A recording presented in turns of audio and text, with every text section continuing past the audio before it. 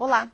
O Cidadania de hoje fala sobre bullying, um problema que atinge um número cada vez maior de crianças e adolescentes brasileiros. E será que os pais conseguem identificar quando o filho é vítima de bullying?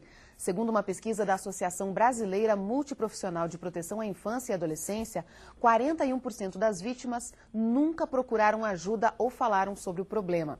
O nosso convidado para falar sobre este assunto é o professor, mestre em Educação e psicólogo Marcos Meyer. Vamos começar explicando, então, o que é exatamente o bullying. O bullying, primeiro, é uma palavra inglesa, né, que em português deveria ser assédio moral, mas não pega bem, não é só assédio. Então a gente usa essa palavra para conceituar um comportamento que tem que ter desequilíbrio de força ou poder, tem que ser sistemático e tem que ser intencional. Aí é bullying. Porque tá virando moda a gente falar de bullying, qualquer briguinha na escola. Ah, isso é bullying, vou falar para a direção. Não, foi uma briga na escola. Ah, alguém me xingou, foi um xingamento. Agora, para ser bullying, tem que haver as três características. Tem que haver a intenção sistemática, ou seja, diário ou semanal, e tem que haver esse desequilíbrio. Um grupo contra uma criança menor ou um grandão contra um fraquinho. Então, o desequilíbrio de força ou poder. Havendo as três características, é bullying. Agora, eu vou até aproveitar uma pergunta aqui de um telespectador nosso, o Paulo Cajazeira, que ele diz assim, ó, a palavra bullying tornou-se banalizada, sendo inclusive utilizada por alguns políticos como motivo de perseguição. Não seria interessante deixar claro que se deve usá-la apenas no ambiente escolar?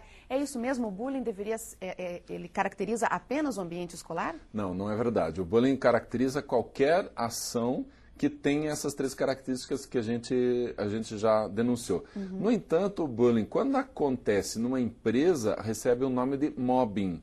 E aí nós temos essa variação. Mas o bullying pode acontecer na família, pode acontecer no clube, na piscina, na rua, no bairro. Então, não é exclusivo da escola. O que aconteceu é que na escola ficou mais famoso, porque as pessoas começaram a reagir, isso veio para a mídia, então ficou mais famoso na escola. Mas pode acontecer, inclusive, entre primos, por exemplo. Tem um primo lá, por exemplo, uma orelha maior, pronto, os outros passam o resto da vida falando, ô orelhudo, ô zoreba. Cada hora, toda vez, sempre, isso é bullying. Agora, tem que ser entre pessoas do mesmo nível, digamos assim? Ou, por exemplo, um professor e um aluno pode ser considerado bullying? Pode ser considerado bullying, desde que seja sistemático e intencional. Pode acontecer o contrário, às vezes um professor é vítima de bullying. Houve aqui em Curitiba uma situação muito interessante de uma grande escola, um professor, ele usava uma barba, e quando ele entrou na sala de aula, ele já deu bronca no aluno. Começou dando bronca, eles já reagiram. Aí um fez bé, começou a tirar sarro dele, né? E aí os outros acharam graça e o professor virava pro quadro e todo mundo bé.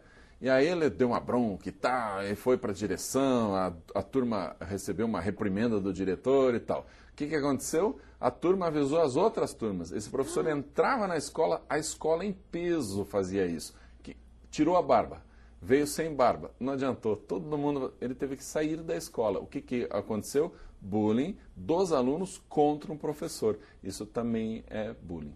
Agora, a gente fala de bullying mais recentemente e usa essa palavra como se fosse uma coisa moderna, mas na verdade isso existe desde sempre. Sempre existiu, isso é comportamento humano. Cada vez que alguém se descaracteriza de um grupo, ou seja, não tem as mesmas características que um grupo, vira alvo.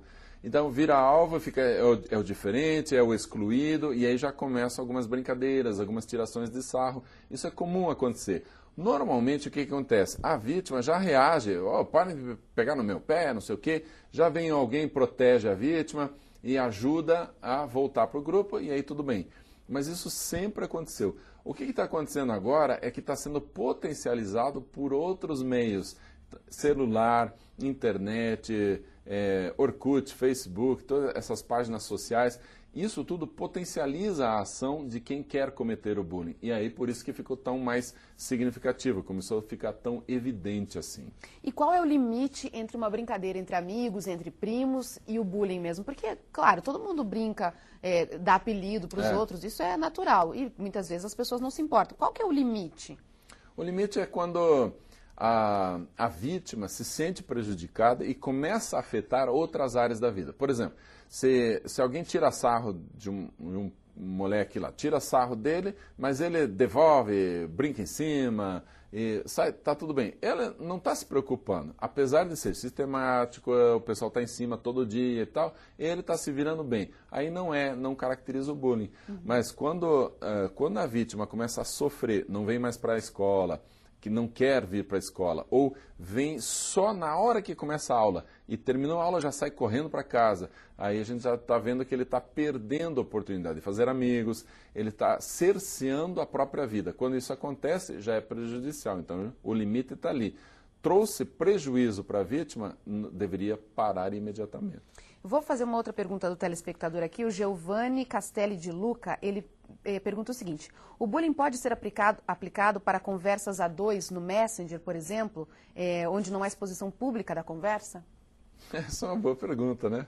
Tem que ter espectador para ser considerado bullying? Pois é, não necessariamente. O que está acontecendo é assim, se ele precisa sempre conversar com essa mesma pessoa, então vai caracterizar isso. Existe um desequilíbrio porque alguém consegue tirar sarro do outro, é intencional e causa dor física ou dor moral. Então, nesse caso, causa dor moral. Ele se incomoda, é ruim, é chato, toda vez a mesma coisa. Então, pode caracterizar o bullying sim. Mas desde que haja essa questão da dor moral. Se ele percebe, tirou sarro tal, e já exclui, já bloqueia aquele outro, aí não vai ser. Qual deve ser o posicionamento da escola? Como que os professores e os pais têm que agir com essa situação? O bullying só é combatido, ele só é erradicado de uma escola se a gente atuar em todos os níveis. Todos os alunos precisam saber o que causa o bullying, quais são as consequências para a vítima e para os agressores. Então, quando todos os alunos sabem, todos os professores, os funcionários e as famílias, aí é possível a gente erradicar o bullying. Se isso não acontecer, não tem jeito. A gente pune uns, fala para outros, mas o restante não está sabendo, o bullying vai continuar existindo. Então a gente tem que ter uma ação global para todo mundo. Aí é possível parar com o bullying na escola. Uma outra coisa que as escolas têm feito... Mas é possível erradicar o bullying da escola? Sim, é possível sim. Quando todo mundo tem a consciência da gravidade, normalmente as escolas param, as crianças já entendem. E é muito interessante que a gente trabalha com criança pequena, elas já começam a avisar os outros. Vocês parem com isso que vocês estão fazendo bullying com ele. Então eles próprios vão se policiando, desde que todo mundo saiba. Porque se for só os alunos... Aí o professor não percebe, a direção não dá bola, aí esses casos são levados para a direção, mas ninguém toma atitude nenhuma, aí não vai ser erradicado nunca. Então todo mundo tem que estar envolvido, aí sim é possível fazer parar esse tipo de comportamento. E tem que ser uma coisa de diálogo, de conversa, punir as pessoas que estão...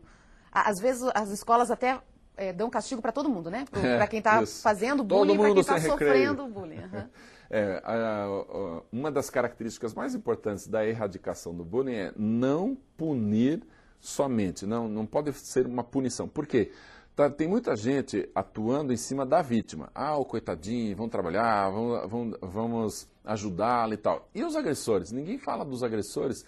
Os agressores são crianças muitas vezes, são adolescentes que podem sim mudar o comportamento, adquirir valores e serem boas pessoas no futuro. Mas o que a escola faz? Se apenas pune, passa a ser quase como criminosos, né? Não, a gente tem que educar, porque eles podem ser muito boa gente ainda, então, mas tem que saber o que está acontecendo. Existem algumas consequências que os adolescentes não fazem ideia.